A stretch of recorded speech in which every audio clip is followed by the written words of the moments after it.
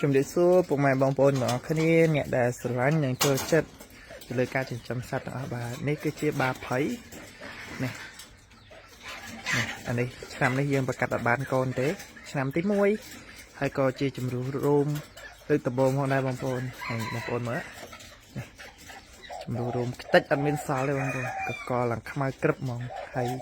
អ្នករៀបដាក់រោមមកវិញហើយនេះស្អាតណាស់បងប្អូនហើយមកក្របនេះសលេងក៏ល្អទៀតអានេះតើឆ្នាំក្រោយបើយើងបានប្រកាសវាទៀតបងប្អូនផត់ខែប្រកាសហើយនេះតើវាពេញរោមទើបយើងដាក់ប្រកាសវាទៀតអញ្ចឹងរាល់ចំពោះមាន់ទាំងអស់នៅពេលដែលវា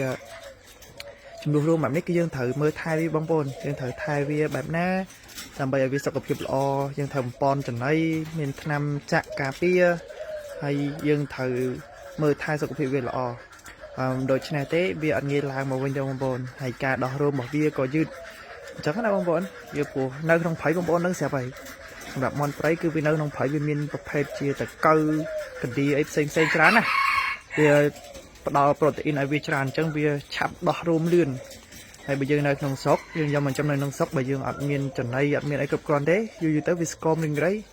អាចស្លាប់ហើយបងប្អូនអញ្ចឹងបងប្អូននេះសង្ឃឹមថាបងប្អូននឹងទទួលបានចំណេះដឹងខ្លះអំពីការចិញ្ចឹមមាន់ព្រៃបងប្អូនពេលដែលមាន់របស់យើងជំរុះគឺយើងចាប់វាដាក់លើតនើបែបនេះមកបងប្អូនយើងអាចដាក់ធំជាងនឹងបន្តិចក៏បាននេះក៏បានដែរបងប្អូនណា